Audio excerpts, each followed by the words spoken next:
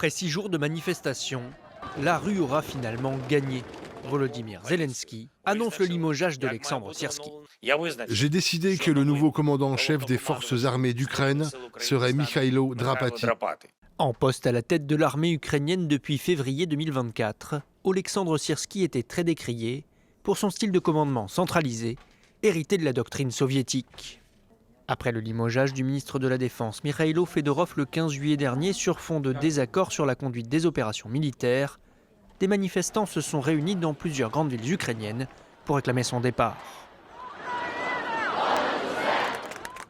Bien qu'Olexandre Syrski ait mené certaines des opérations les plus glorieuses de l'armée ukrainienne, comme la défense de Kiev en 2022, ce général de 60 ans était considéré comme représentant la vieille garde des forces armées et une stratégie militaire dépassée. Face à lui, une nouvelle génération de soldats plaidait pour une conduite de la guerre, privilégiant les outils technologiques. Autre critique, pour beaucoup d'Ukrainiens, Olexandre Syrski n'avait pas beaucoup de considération pour les pertes humaines, ce qui lui valait le surnom de boucher.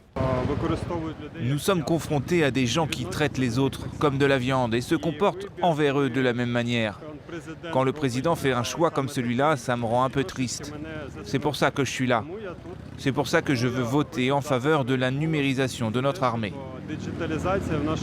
Le très populaire Mikhailo Drapati, 43 ans, jusqu'ici à la tête des forces terrestres, prend donc du galon en devenant commandant en chef des forces armées. Par ailleurs, Volodymyr Zelensky a annoncé avoir proposé à Mikhailo Fedorov de superviser le développement technologique de l'État, sans préciser s'il avait accepté. L'ancien ministre de la Défense a assuré que ce limogeage représentait un nouvel espoir dans le combat contre la Russie.